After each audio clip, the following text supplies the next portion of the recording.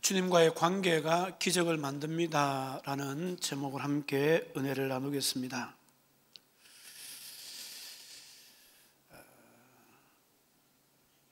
이런 말씀을 드려도 될지 모르겠지만 본인이 있어서 우리 윤은정 집사 이야기를 좀 하려고 해요. 제가 부임하고 얼마 안 돼서 우리 윤은정 집사 집에 장례식이 계속 터졌어요. 그래서 나중에 이제 아버지가 돌아가시고 완전히 이제 고아가 된 거죠. 할머니도 돌아가시고 아버지도 돌아가시고. 그래서 그때 제가 우리 윤은정 집사한테 너는 엄마도 없고 이제 아버지도 없으니까 오늘부터 내한테 아버지라 해라. 그래가지고 지금까지도 아버지라고 해요. 그래서 이제 예배 마치면 안고 막 하잖아요. 다른 사람들 오해하지 말라고 제가. 그게 뜻하지 않게 이렇게 아버지와 딸의 관계가 되어진 거예요. 그러니까 이제 보면은 어떻게 보면 더 가깝게 생각되어지기도 합니다만은, 그렇다고 다른 분들이 그러면 은정이만 사랑해 주나? 그게 아니라 다 똑같습니다. 그런 관계라는 것을 지금 이야기하고 있는 거예요.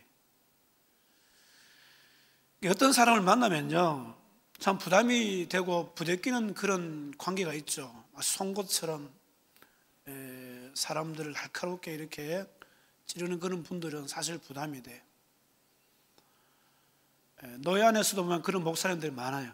근데 그런 목사님들은요, 오래 만나고 싶은 생각이 없어요.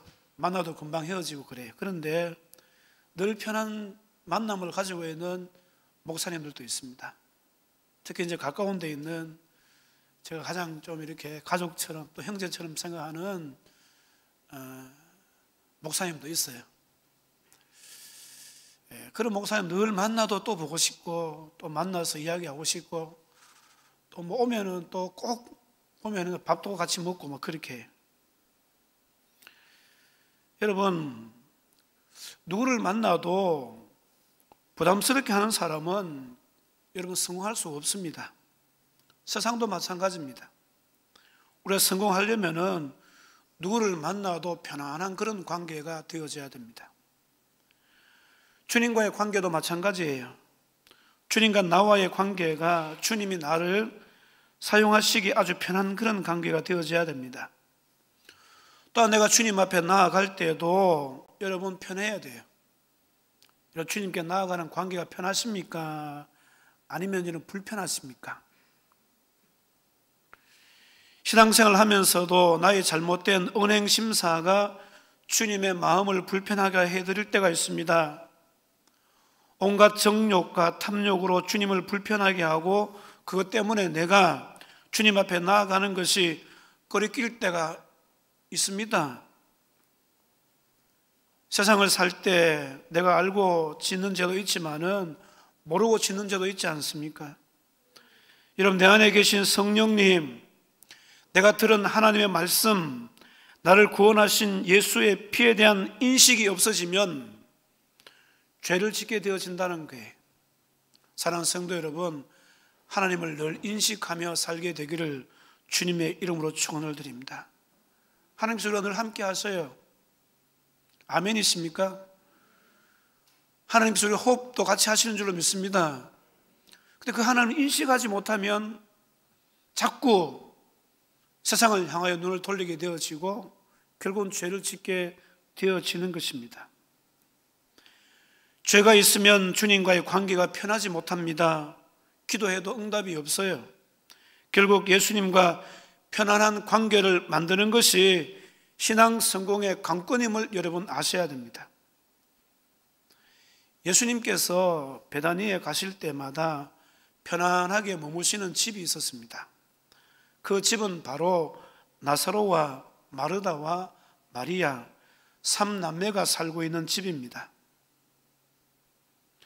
이 베다니는 예루살렘으로부터 동쪽으로 한 3km 떨어진 곳에 있습니다.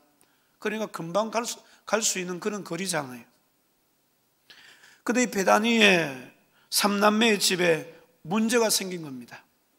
어떤 문제가 생겼는지 오늘 이 요한복음 11장 전체를 우리가 읽어야 되는데 부분만 읽었습니다마는 이 속에 다 나와 있습니다.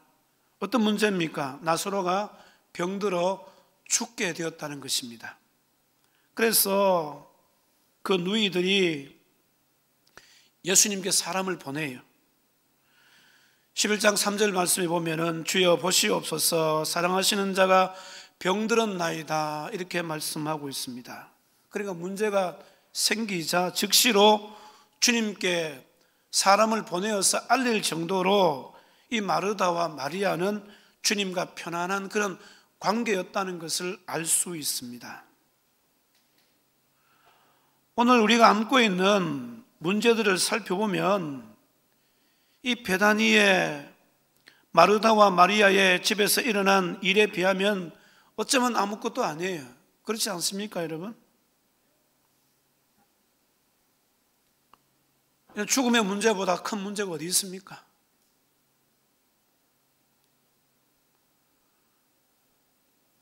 우리의 마음을 죽게 할 정도로 힘들게 하는 그런 인생의 문제, 이런저런 갈등의 문제, 사업의 문제, 건강의 문제, 이런 문제들이 우리 인생 가운데 늘 있는 것을 봅니다. 그럴 때 여러분, 이 모든 문제를 예수님께 즉시로 알릴 수 있는 주님과의 편안한 관계를 가지시기를 주님의 이름으로 축원을 드립니다. 편안하게 주님께 가서 주님, 내게 이런 문제가 있으니까요, 주님 해결해 주세요. 사실 여러분 부담이 있으면요, 누군가에 가서 쉽게 이야기를 못해요.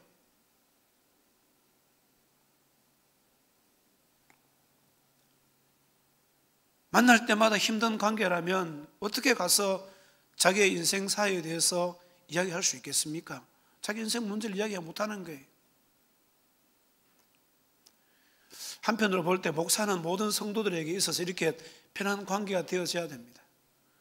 여러 가지 문제를 가지고 같이 기도하자고, 그러면 얼마나 좋은 일입니까? 오늘 본문을 통해서 보면 주님께 그 사실을 알리는 순간부터 주님은 마치 빛이신 것 같이 해결해 주실 수밖에 없습니다. 왜 그렇습니까? 그들의 필요를 들어주실 수밖에 없도록 마르다와 마리아와의 관계는 주님과 편안한 관계였기 때문에 그렇습니다.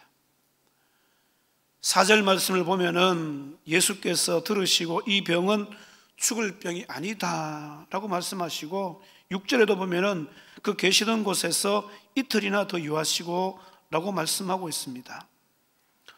선뜻 이해가 되지 않습니다.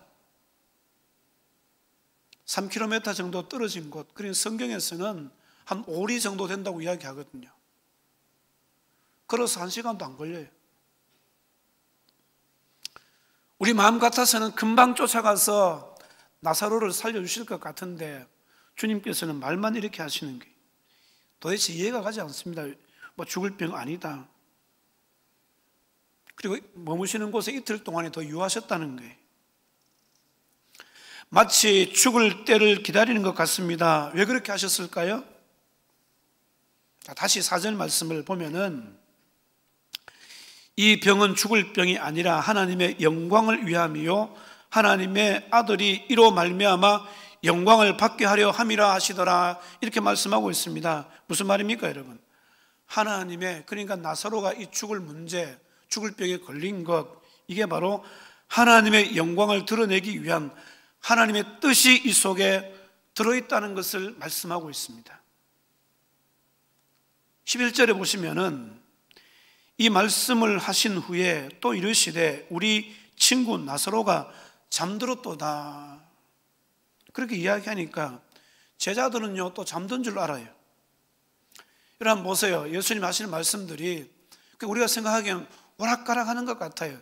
진짜 제자들도 헷갈릴 정도입니다.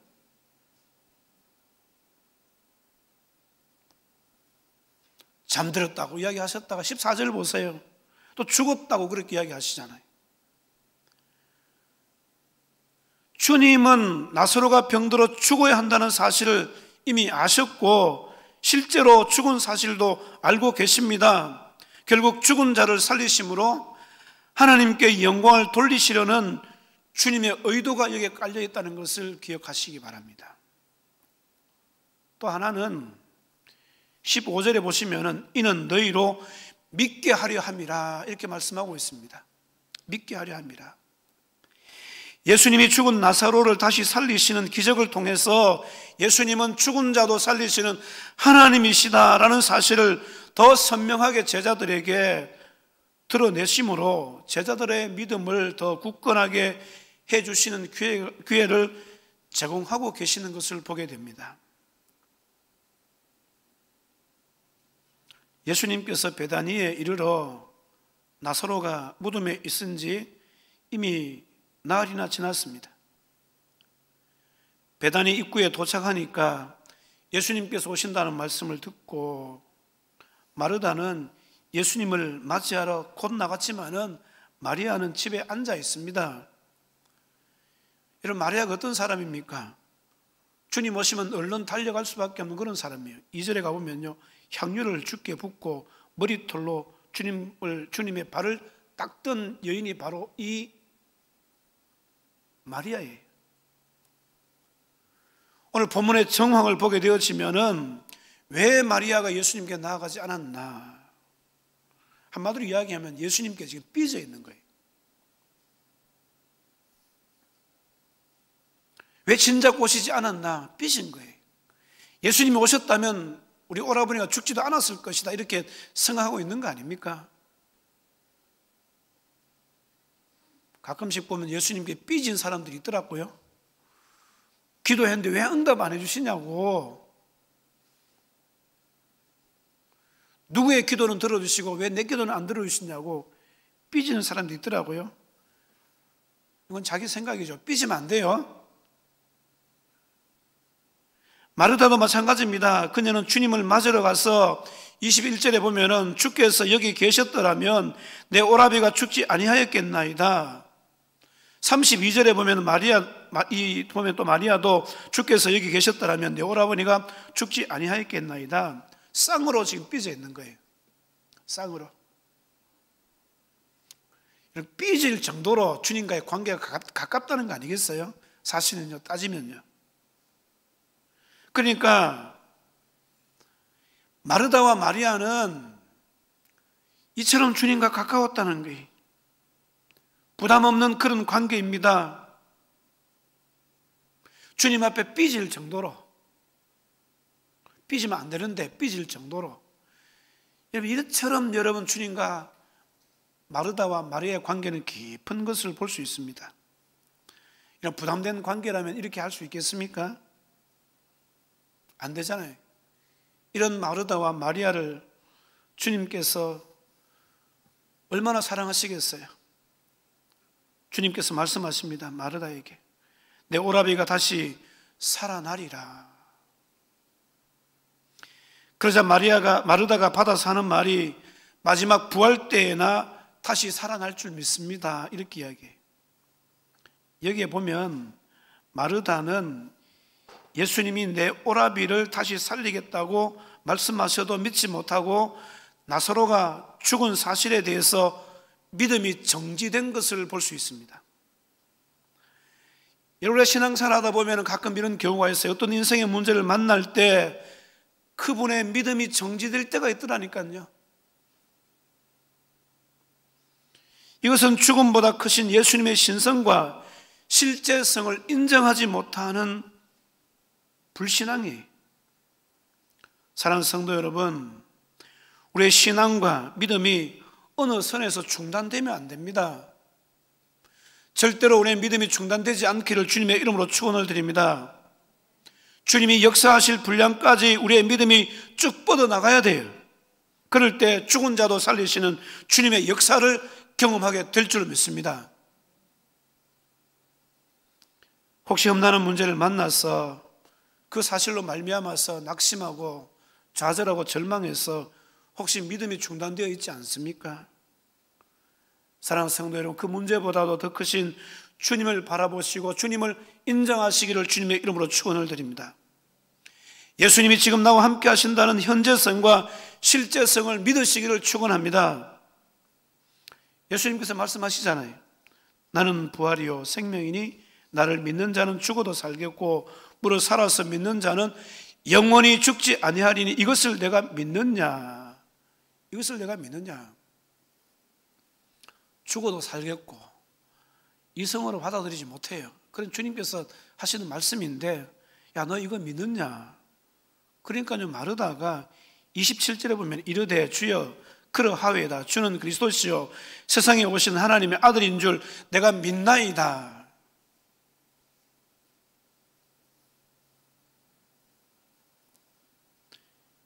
이렇게 고백할 때 예수님께서 마르다를 통해서 마리아도 불러요.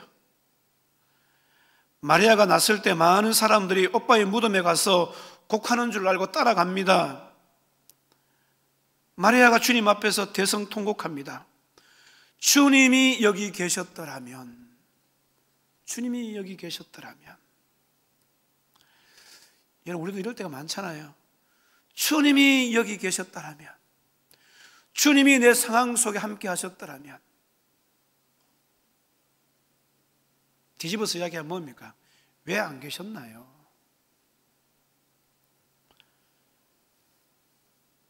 (33절에) 예수께서 그가 우는 것과 또 함께 유대인들이 우는 것을 보시고 심령에 비통히 여기시고 불쌍히 여기사, 이렇게 말씀하고 있습니다. 주님께서 누구를 지금 불쌍히 여기고 계십니까? 마리아와 그 유대인들,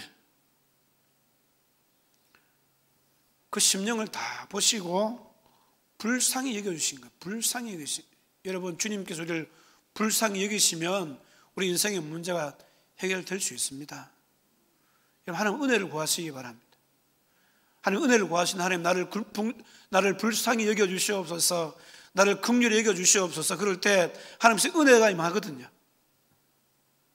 하나님의 은혜가 임하면 여러분 역사는 일어나는 거예요. 35절에 예수께서 눈물을 흘리시더라 이렇게 말합니다. 예수님 어떤 분이십니까? 우리가 울 때 함께 울어주시는 분이세요. 주님께서 불쌍히 여기시고 울어주셨다는 것은 지금 마리아와 마르다가 겪고 있는 이 인생의 문제를 해결해 주실 주님의 의지가 있다는 것을 말씀하는 거 아니겠습니까? 그러니까 주님의 그 의지가 이 주님의 눈물 속에 다 포함되어져 있는 것입니다. 사랑하는 성도 여러분, 예수님은 우리가 심령의 깊은 문제로 마음이 상하여 울 때 문제 해결에 앞서서 우리를 불쌍히 여겨주실 뿐만 아니라 함께 울어주시는 분이신 줄로 믿습니다. 세상에 아무도 없는 것처럼 느껴질 때 여러분, 누군가 나를 위해서 울어준다면 얼마나 큰 위로가 되겠어요. 여러분, 예수를 구주로 영접하신 분들에게는 그 마음속에 주님이 늘 계시는 줄로 믿습니다. 그리고 그 주님께서 나와 함께 하시며 어떤 때는 나와 함께 울어주시고 어떤 때는 나와 함께 울어주시는 분이심을 믿으시기를 주님의 이름으로 축원을 드립니다. 혹시 여러분 어떤 인생의 문제로 말미암아서 다급하십니까? 마음이 불편하시고 여러분 심히 힘드십니까? 주님께서 그 마음을 보시고 여러분 불쌍히 여겨주십니다. 진짜 여러분 울고 싶을 정도로 여러분 그런 심정으로 살고 있습니까? 주님께서 여러분과 함께 울어주시는 거예요.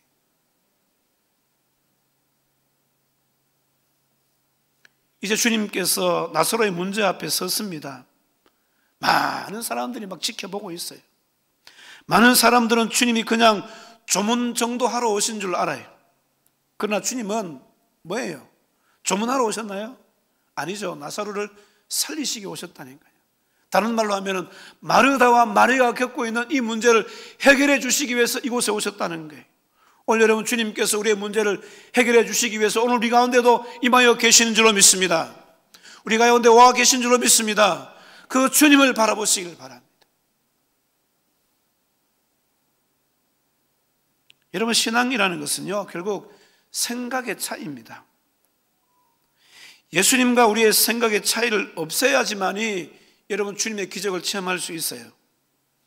살리려고 오신 주님과 주님이 분명히 살려주신다는 나의 생각이 맞아떨어지는 만큼이 믿음인 것입니다. 유대인들이 지금 수군대고 있어요. 아니, 맹인의 눈을 뜨게 하신 분이 그 사람은 죽지 않도록 할 수 없었느냐 비꼬아서 이야기합니다. 예수님께서 비통히 여기시면서 묻은 문을 옮겨 놓으라고 말씀하셔요.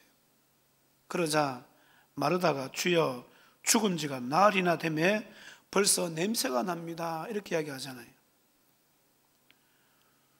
40절 말씀 보면은 그런 마르다에게 예수님께서 어떻게 말씀하고 있습니까?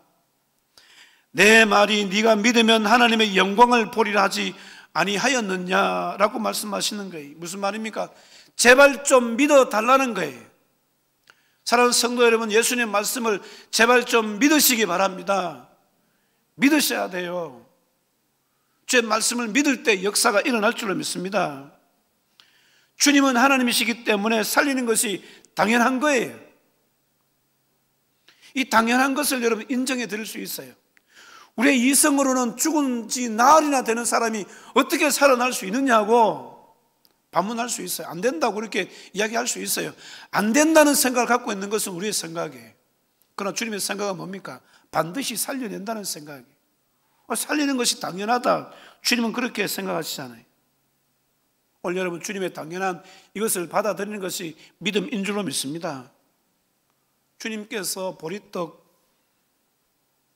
2개와 물고기 5마리로 5,000명을 먹이셨잖아요. 그리고 12광주리를 남기셨잖아요. 이것은요, 주님 입장에서는요, 당연한 거예요. 그러나 우리에게서는 죽어다 깨어나도 당연하지 않습니다.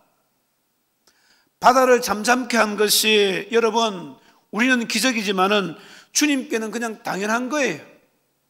왜? 천지를 창조하신 하나님이시기 때문에 당연한 거예요. 전 우주를 섭리 안에서 여러분 다스리시는 분 입장에서는 당연한 거예요. 그렇지만은 우린 죽어났다 깨어나도 이게 당연하지 않습니다. 그러나 여러분, 그 주님의 당연한 것을 믿는 게 바로 믿음이에요. 우리 속에도 예수님의 당연성이 이루어지기를 주님의 이름으로 축원을 드립니다. 그러기 위해서는 어떻게 해야 됩니까? 주님과 우리의 관계가 올바로 정립되어져야 된다는 거예요. 그럴 때 주님의 당연한 역사를 우리도 경험하게 될 줄로 믿습니다. 사도행전 9장 36절 이하에 가보면은 욥바에 사는 다비다라는 여제자가 있어요. 그 동네에서는 다비다를 도로가로 그렇게 부릅니다. 그런데 이 사람이 병들어 죽었습니다. 죽게 되니까 송장을 씻고 다르게 뉘어놓습니다. 이젠 영락없이 장례를 치러야 돼요. 송장입니다. 땅에 묻어야 될 판입니다. 그때 룻다라는 곳에서 복음을 전하고 있는 베드로에게 사람을 보내서 욥바에 이런 일이 있으니까 와달라고 요청하잖아요. 베드로가 욥바에 도착했을 때 많은 사람들이 베드로에게 와서 이야기합니다. 이 도로가는 이 동네에서 선행과 구제를 많이 한 사람입니다. 진짜 하나님을 잘 믿는 사람입니다. 여러분, 우리가 신앙생활 할 때 이런 선한 영향력을 좀 많이 끼치셔야 돼요. 교회가 지금 세상에 많은 어려움을 당하고 있잖아요. 왜 그렇습니까? 선한 영향력을 끼치지 못해서 그래요. 도로가는요, 그 마을에 있는 사람들에게 복음을 전하면서 선한 영향력을 많이 끼친 사람이에요. 선행과 구제를 많이 했습니다. 그러면서 하는 이야기가 그들에게 겉옷과 속옷을 만들어 주어서 지금 우리가 입고 있는 옷이 바로 이 옷입니다. 도로가가 만들어준 옷입니다. 그러니까 이 사람은 절대로 죽어서 안 됩니다. 베드로가 그 사람들을 다 내보내고 무릎을 꿇고 기도하고 돌이켜서 시체를 향해서 다비다야 일어나라고 외칩니다. 베드로의 속에 계시는 주님이 베드로를 통해서 역사하시는 소리입니다. 이런 죽은 사람에게 소리친다고 여러분 살아날 수 있습니까? 예수님도 아닌데. 근데 이 베드로는요, 그냥 주님의 소리를 내는 거예요. 그 안에 주님께서 계시기 때문에 그렇습니다.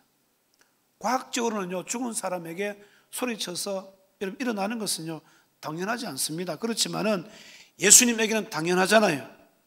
베드로 속에 계시는 예수님께서 그 베드로의 입을 통해서 말씀하시니까 죽은 도로가가 다시 살아나서 베드로를 보고 일어나서 앉았다는 사실이에요. 사랑하는 성도 여러분, 우리 신앙의 산들 가운데도 어디를 가나 이 당연한 소리가 울려 퍼져야 될 줄을 믿습니다. 예수님의 당연한 소리가 우리를 통해서 울려 퍼지기를 주님의 이름으로 축원을 드립니다. 왜 당연한 소리가 울려 퍼지지 못합니까? 그 사람의 생각에서 당연한 소리를 만들어내지 못하기 때문에 그래요. 이 당연한 믿음을 파괴하는 것은 음부의 권세, 마귀 권세입니다. 이 마귀로 말미암아서 우리에게 찾아온 인본주의, 상황주의, 혼합주의 이런 것들이 여러분 우리 믿음을 만들어내지 못하도록 만들고 있지 않습니까? 사랑하는 성도 여러분, 우리가 신앙하는 이 기독교는 하나님이 움직이시는 현실이에요. 성령이 일하시는 역사입니다. 하나님의 일인 줄로 믿습니다. 주님께서 하신 말씀을 잘 기억하셔야 돼요. 내 말이 네가 믿으면 하나님의 영광을 보리라 하지 아니하였느냐? 무슨 말씀이에요? 믿어야 하나님의 영광을 보게 된다는 말씀이에요. 많은 사람들은 기적을 경험하기를 욕심냅니다. 그러나 믿음 없이는 기적을 경험하지 못하고 하나님의 영광을 보지 못하는 거예요. 막연한 신념으로 하나님의 영광을 볼 수 없습니다. 믿음이 있어야 될 줄로 믿습니다. 주님의 당연함이 내게 믿어지는 믿음이 있어야 된다는 사실입니다. 이 믿음이 있어야 당연한 하나님의 역사를 기적적으로 체험할 수 있다는 사실입니다. 다시 본문으로 돌아가서 41절과 42절에 보시면은 돌을 옮겨 놓으니까요, 예수님께서 하늘을 우러러서 보시고 하나님께 기도하시잖아요. 어떻게 기도하십니까? 아버지여, 내 말을 들으신 것을 감사하나이다. 항상 내 말을 들으시는 줄을 내가 알았나이다. 그러나 이 말씀을 하옵는 것은 둘러선 무리를 위함이니 곧 아버지께서 나를 보내신 것을 그들로 믿게 하려 함이니이다.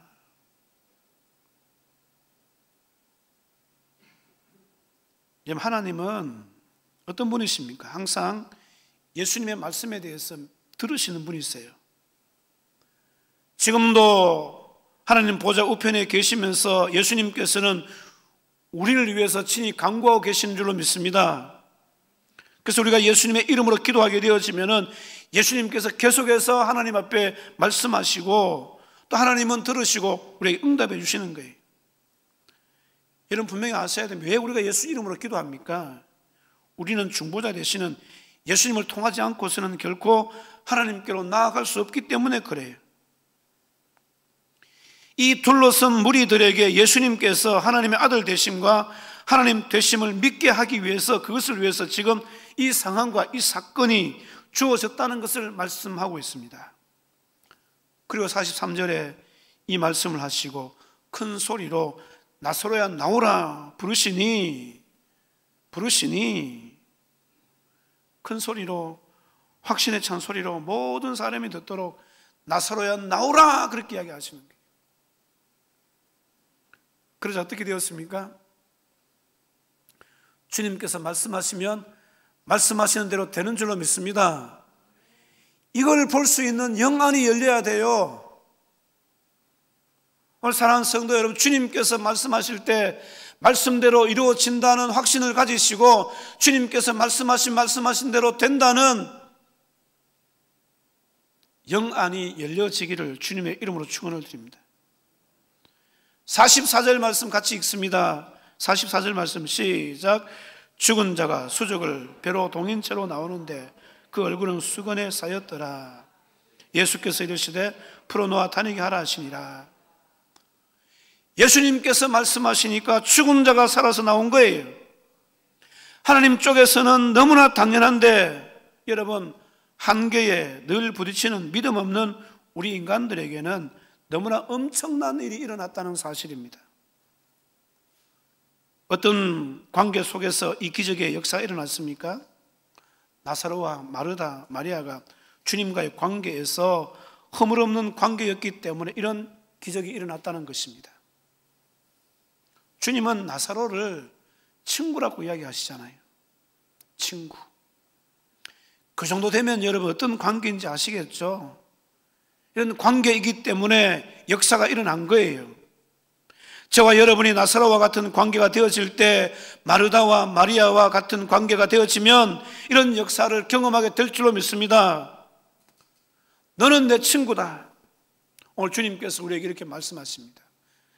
여러분, 친구라는 것은요, 방관할 수 없는 그런 관계가 되었다는 거예요.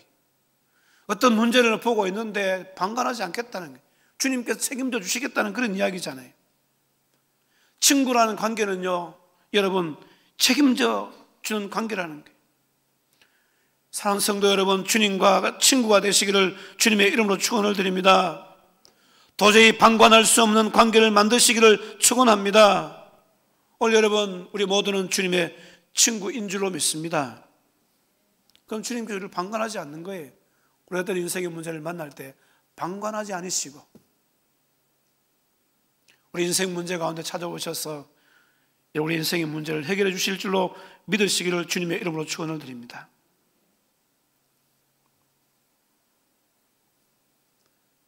이 나사로와 마르다와 마리아는요, 극진히 예수님을 잘 대접했어요.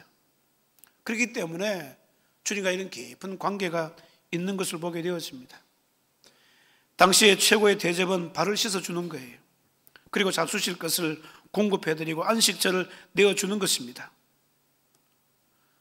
이 나사로 삼남매는요, 주님께 다 내어드린 거예요.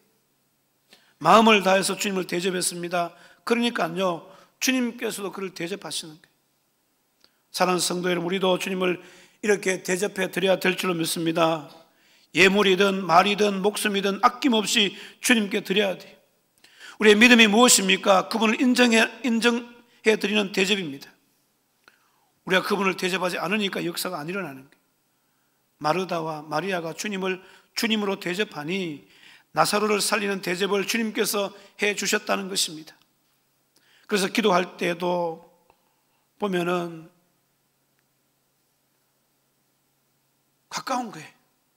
사실 사람을 보내가지고 이런 문제가 생겼으니 와달라는 이야기는 뭡니까? 주님 앞에 기도하는 거잖아요. 그 서스럼 없이 주님 앞에 기도하는 거예요.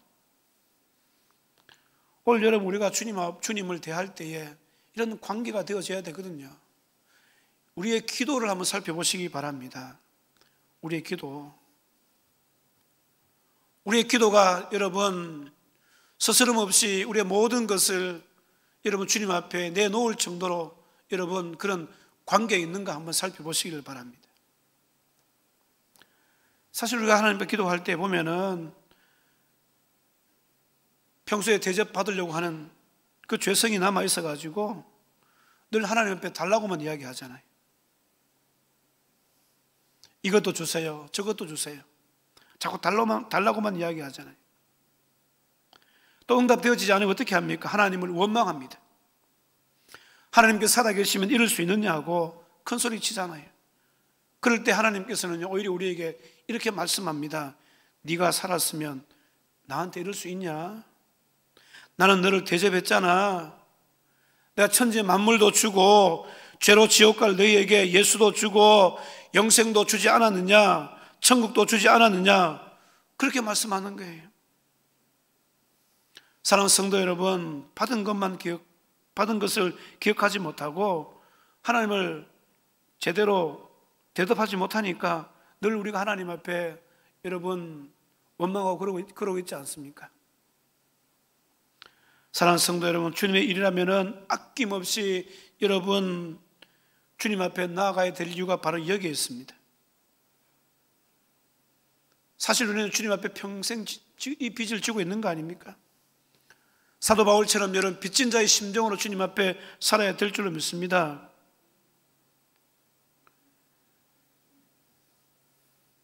주님께서 나를 쓰시겠다고 하면은 다 내어드릴 만한 그런 믿음, 이게 진짜 하나님을 대접하는 거예요. 하나님께서 아브라함에게 아브라함아 너 아들 독자 이삭을 번제물로 드리라 그렇게 이야기하셨잖아요. 한번 생각해 보세요. 주실 때는 언제고 또 바치라고 하느냐, 그것도 번제로 드리라고 하느냐. 나 이런 하나님 믿을 수 없다고 만약에 여러분 아브라함이 떠났다면 그런 믿음의 조상이 될 수가 없었을 거예요. 하나님께서 말씀하시니까요, 아브라함 어떻게 합니까? 브엘세바에서 사흘길이나 되는 곳에 가는 거예요. 80km나 되는 그 먼 거리를 하나님을 위해서, 아들을 바치기 위해서 묵묵하게 걸어갑니다. 모리아산에 도착해서 나무를 쌓아놓고 아들 이삭을 제단 위에 얹어놓습니다. 묶어서 얹어놓습니다. 그리고 칼을 빼는 순간에 어떻게 되어집니까? 하나님께서 오히려 다급하셔서 아브라함아, 아브라함아, 다시 말씀을 드립니다. 내 인생에 찾아온 문제는요, 나를 무너뜨리기 위한 문제가 아니에요. 망하게 하기 위한 문제가 아니라니까요. 주님이 살아계시는데 결코 여러분 우리를 망하게 하시겠습니까? 아니잖아요. 그렇다면 이 문제는 뭡니까? 예수님께서 활동하시는, 역사가 나타나는 그 순간이라는 것을 기억하셔야 돼요. 하나님께서 일하시겠구나. 이 문제 때문에 내가 기도하면 하나님께서 일하시겠구나. 성령이 일하시겠구나. 여러분, 이 문제를 대하는 여러분 우리의 영적인 시선이 여러분 항상 이렇게 되어져요. 이렇게 해석해내야 돼요. 반대로 생각하셔서 이 문제는 나를 하나님께서 힘들게 하시려고 하는구나, 나를 망하게 하시려고 하는구나, 그러니까 내가 기도해도 응답 안 되지, 이렇게 해석해 버리면은 그분은요 절대로 응답받지 못해요. 믿음으로 서지 못한다는 거예요. 어떤 문제든지 마찬가지입니다. 영적으로 풀어나가셔야 돼요.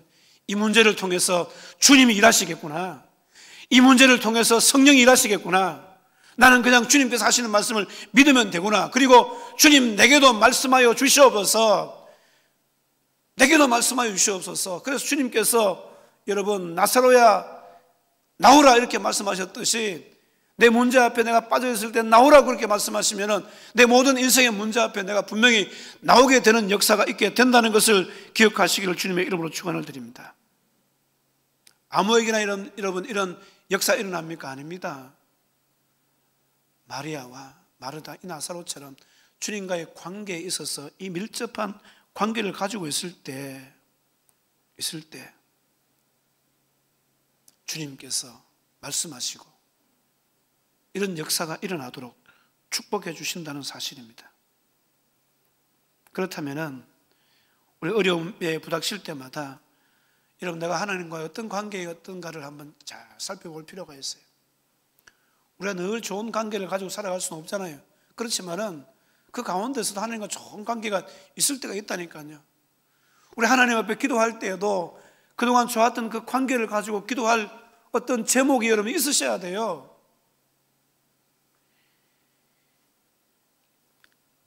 구약 성경에 보면 히스기야가 병들었을 때 이사야가 찾아오잖아요.